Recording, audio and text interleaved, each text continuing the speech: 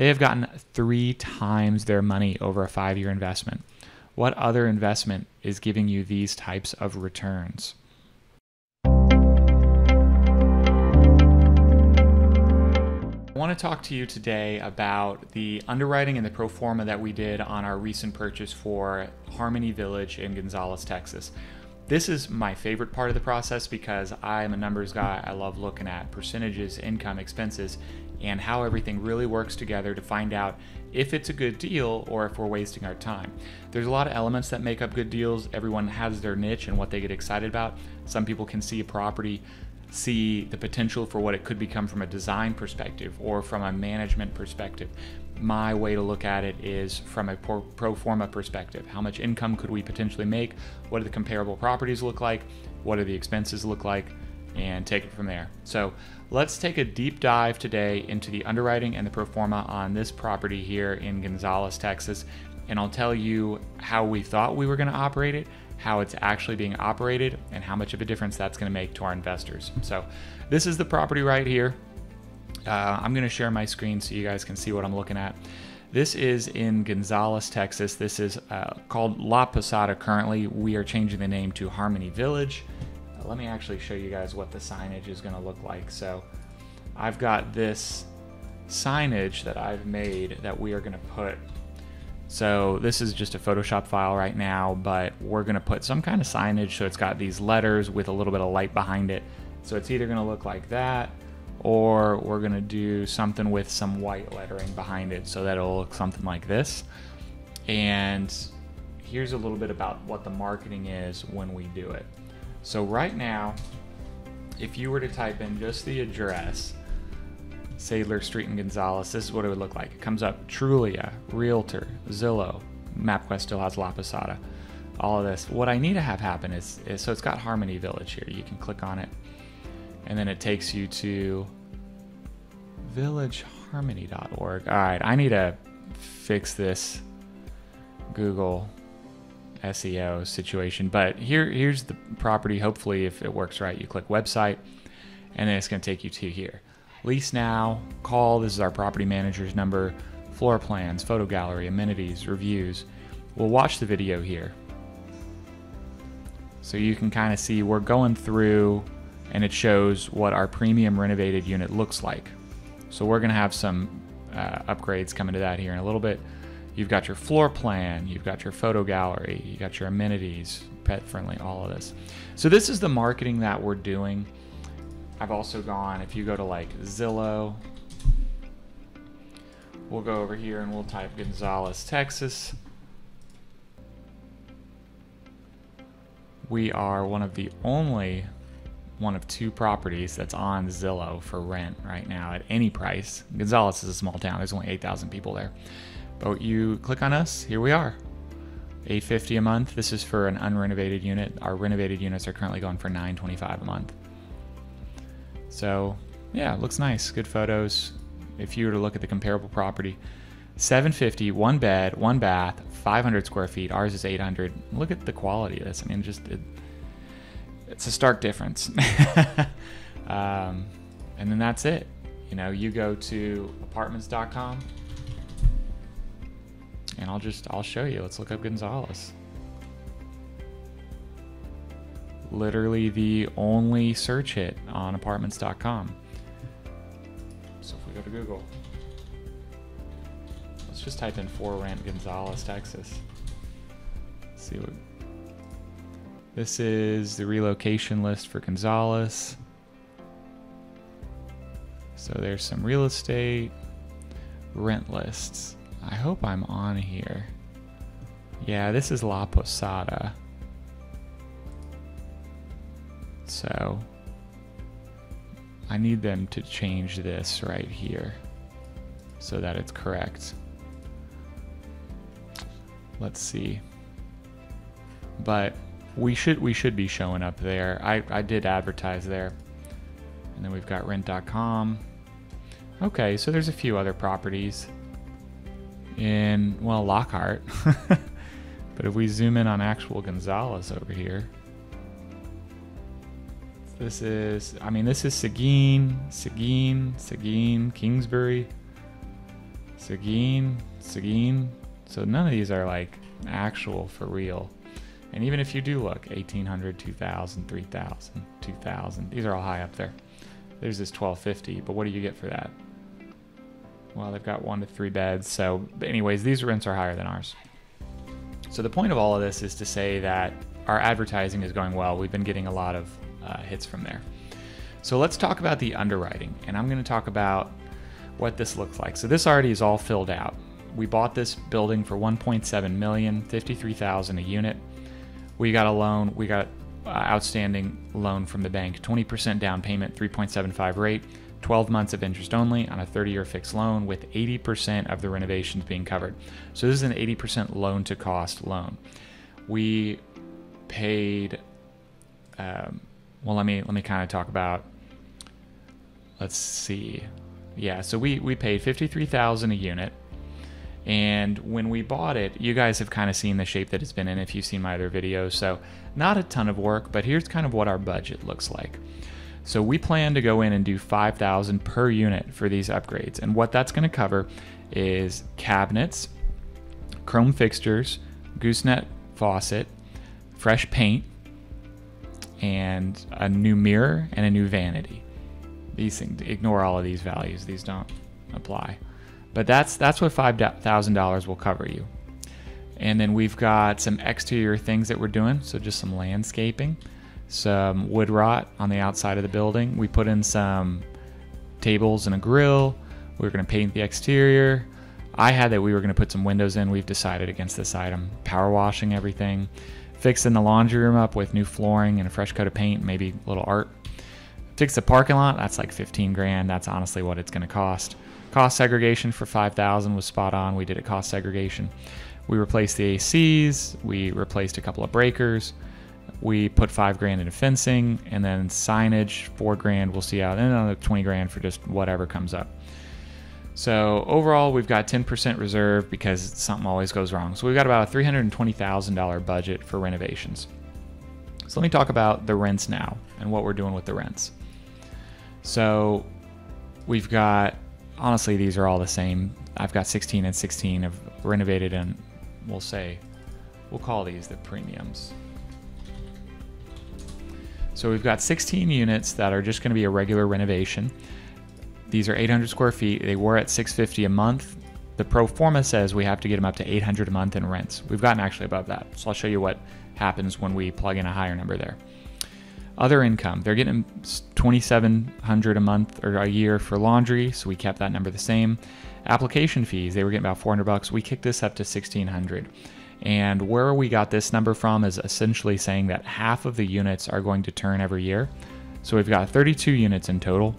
Half of them are going to pay a $100 application fee when they join. Part of that is running their credit, background, all that. That's a $40 application fee. And then we're also doing a non-refundable $100 move-in fee, which is not their security deposit, it's just a fee. So honestly, this number should be a little bit higher, but we're being conservative. Late payments, we assume that some people are going to be late, so we put $200 in there. We're already going to get way more than this. In the 3 months that we've owned it, we've already hit this number. Security deposit held, this is basically if people mess up their unit and we have to keep some of their security deposit, or they cause us headaches in other ways and we have to charge them. So previous owner had $1,000 for the whole year. We underwrote conservatively $700. We're going to far exceed this. Pet deposit, pet rents, those kind of things. So basically we're charging the entire complex. We should get an additional $6,000 a year in addition to just the rents. This number will probably be between 10 and 20 grand. So let's go over to the profit and loss statement now. So this is a big chart. Let's not get overwhelmed. These are all years 2 through 10, so we don't need to worry about all that. All we're really worrying about is what's going to happen year 1, and then maybe what happens in year 2. And then everything else is just an extrapolation. So we're taking the rents. We've got $650 a month for rent right here. And we are going to this target rent of $800. But what I've done is I've said every year we are going to have inflation rent bumps of 3% a year. So we're already factoring in that even though right now the market says that we should get $800 a month, by the end of the year, inflation will hit and we'll have gotten up to this $824 number, 3% higher. The following year, another 3%. So then the average rent will be $850, $874, $900. So that's kind of how inflation works and how you kind of mark up your rents over time. In reality, rents across Texas have been going up 5, 10, 15% depending on the city. So I think 3% is a good conservative number even for a small town like this. And so this is going up $174 a month. But what happens is we are turning these units. So it's not like we can snap our fingers and immediately everybody's rent is $824 a month, and that's what we're going to collect all year. We do have to go in and we do have to kick some tenants out, not kick them out forcibly, but just say that your new rent is $800 a month, and if you want to stay, you have to pay that higher amount, or if you don't, you have to leave, and then we'll renovate it and then be able to charge that premium rent, because that's what new tenants are going to be attracted to, is the new premium unit. So we put 10% vacancy, which means that it's going to take every unit about 1 month to turn, and then 8% for concessions, meaning that some of the tenants right now are in leases through a certain amount of time paying this rent, and there's nothing we can really do. So we're losing 30 grand there, and we're losing 25 grand there. So total vacancy, we're losing about $56,000 for the year. So even though if everybody was paying this $824 a month in rent, we would make $316,000 for the year, because we expect turnover and vacant units and tenants paying their old rent before we're able to move them out. We're going to collect a total of $260,000 for the year, plus the other income that we talked about. So $265,000. So we're going from $228,000, which is what they collected last year, up to $265,000. So that's an increase of about, what is that, 10, 20? That's about 20% increase. So it's not a lot. Generally, you don't want to increase it more than 30%, because that's when it's just difficult to do, because there's only so many units that you can turn at once. And even if you are turning them immediately, you still have so many current units coming up for renewal that you can turn. So we're going to get $265,000 of revenue this year. The following year, $300,000 of revenue. The following, $308,000, because we're going up by 3% every year after that. And we're still saying that there's going to be 10% economic vacancy. So 10% of the units, or 10% of the year, these are going to be vacant. So if this basically says we assume that half of the units every year are going to be turned, and that it's going to take 4 weeks for us to find a new tenant, put them in there, and we're going to have to offer them some concessions like an employee unit or a discount on the rent, or if they refer their friend, give them a discount, something like that. So that's what this 10% is. The industry average is about 5% for vacancy and concessions. So we are being conservative when we say that it's 10% here. So next, let's talk about property taxes and all of these expenses here. So right now, last year they paid $19,000 in property taxes. In reality, the smart thing to do is to set this at 80% of the purchase price, because the county is going to go in and see that we paid $1.7 million for this, and they should be able to tax us at 1.7. Now they won't, we're not going to disclose that we actually paid 1.7, but they're going to see that we got a loan from a bank for, honestly, our loan is for 1.7 million because the renovations are rolled into it. So they could go in there and say that, yeah, this building is worth more than 1.7. We're going to tax you at $1.7 million at our tax rate of 2.4. Now in reality, if we had set this at 100%, they could go in there and say, okay, your taxes are 40 grand next year. But there's this thing with the county taxes where if they assess us at 100% of the value, they have to assess all apartments, all houses at an equal manner.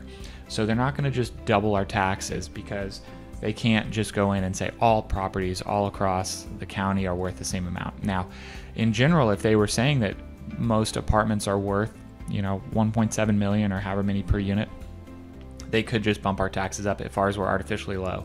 But because no one in the county is paying very high taxes, we feel safe saying that we'll probably get bumped from $19,000 to $26,000.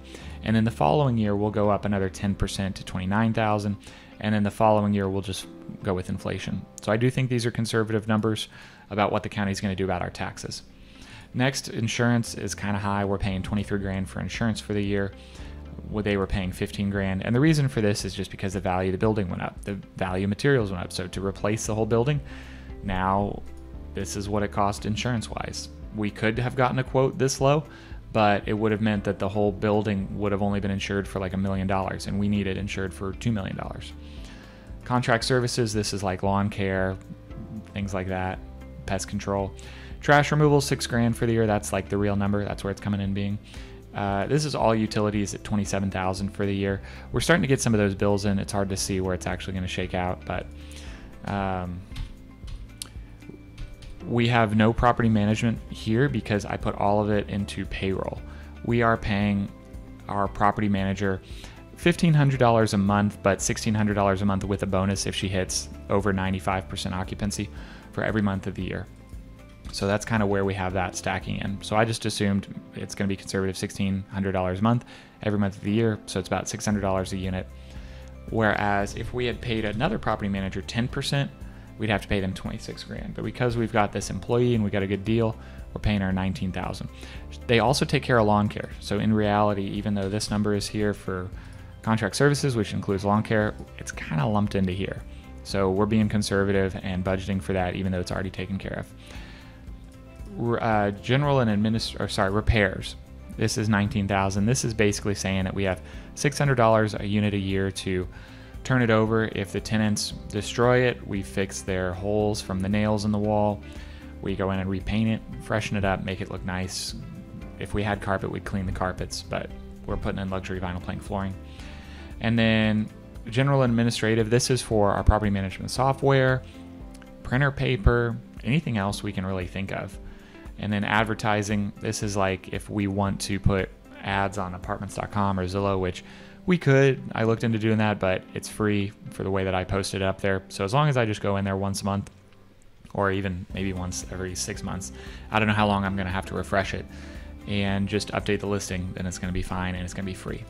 So overall, our expenses are going down to $4,300 per unit.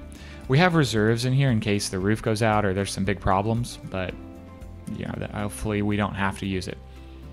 So we should have $265,000 of revenue, $140,000 of expenses in the year, which, by the way, last year their expenses were super high because the owners were getting stolen from. Realistically, this number should have been $30,000, but the previous property manager stole $40,000 from them in this repair and maintenance bucket here.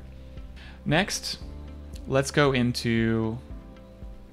So we've talked about the capital expenditures, we've talked about the reserves, the budget for what we're doing.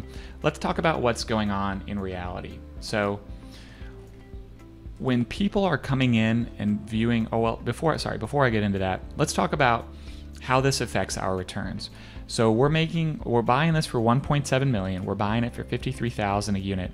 We're doing these renovations and we think we're going to sell it at a 6.5 cap in 5 years. So we're going to sell this for $80,000 per unit, which I've seen some properties that had sold today for $80,000 a unit that are in worse shape than what we're making these apartments. So I feel very confident in this number, especially 5 years from now when there's been 5 years of inflation, migration, people moving to Texas, rent increases, all that stuff. So I feel very confident in this number. So the average investor is going to make a 15% internal rate of return, which is comparable to a stock market. If you invested $100 in the stock market, every year it compounded 15% and then another 15% and then another 15%. On top of that, you would double your money in essentially 7 years, essentially 5 to 6 years. So the average investor that invests in this is going to get 1.9 times their money over 5 years. They're also going to get 6.8% cash on cash, meaning every year they're going to get 6% of their investment in a dividend. And then most of this is going to get paid out when it sells, which calculates into the internal rate of return. So let's go to the average investor. Let's put in $100,000 here. So if the average investor invests $100,000 into this project, year one, while we're doing these renovations and turning these units, they're going to make $6,000 in dividend rental profit. Year two, they're going to make another $6,000, another $6,000, and then $7,000, and then $7,800. And then we sell the property and they're going to make $60,000 from the profits from when we sell. So that's kind of where we get these total numbers. 90% total return on the profit. So they get back their original $100,000 plus the $60,000 profit. So here's their profits for every part of the deal. They're getting 90% of their money over the course of 5 years. If you invest in the stock market, averages 8% rate of return per year, you would double your money in 7 years. We're saying you can basically double your money in 5 years, and you get some cost segregation tax benefits.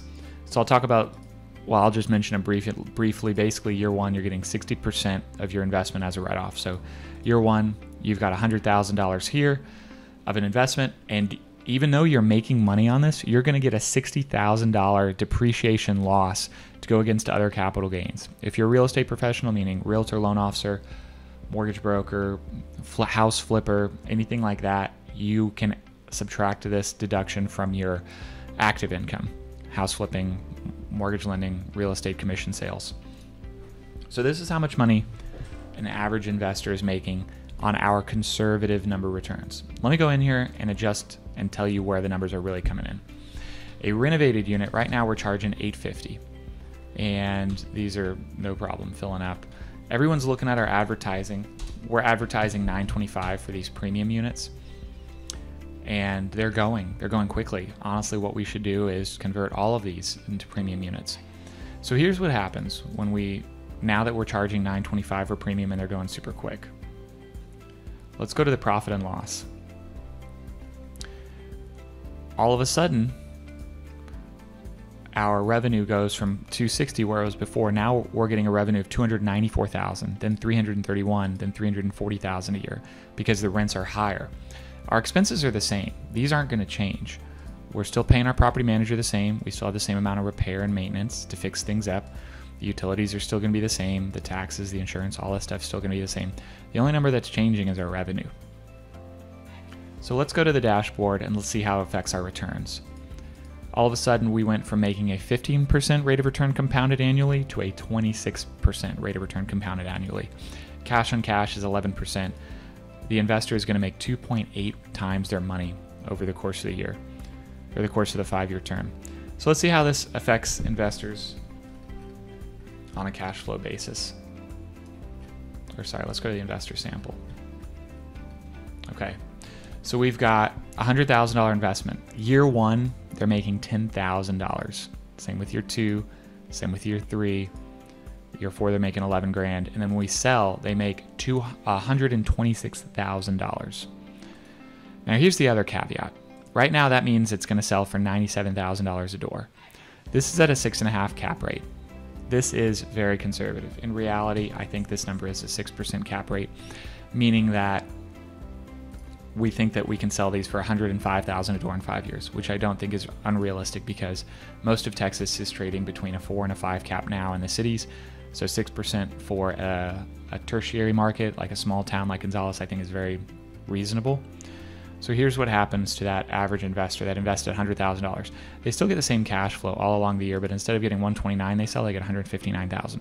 So this investor has made $10,000, $10,000, $170,000 when we sell. They have gotten 3 times their money over a 5-year investment. What other investment is giving you these types of returns? Perhaps the stock market if you're a really good stock picker. But this is just going gangbusters. Now here's the thing. Let's say we're able to get all of these units to 900 and the premiums we're able to start charging 1,000, which these are going so quick at 925. I think we'll probably be able to get close to 1,000 for some of these units. Here's what happens to those returns. Let's go back to the investor sample. 12,000, 13, 13, 14, 15, $200,000 profit from a $100,000 investment. You're going to go 3.8 times your money in profit in 5 years. And this is not uncommon. We did get lucky. This is a great deal. I'll have you know. It's going to be very hard to repeat, but this is what investing in real estate can do for you, especially in an appreciating market. So this deal has been an absolute home run. I don't think we're going to be able to repeat this, so I don't want to deter people from investing in normal deals that get great returns because we have conservative underwriting. But do know that we are conservative because we like to hit and outperform our numbers. So take all this with a grain of salt. Just know that we are going to do quite well on this investment. And if you want to be a part of the next one, reach out. We'll tell you when our next one's coming up. We've got another one, honestly, coming up here in the next month or two. I can't disclose any details on it, but just be subscribed and you'll be the first to know. Other than that, look forward to showing you guys how to make a lot of money.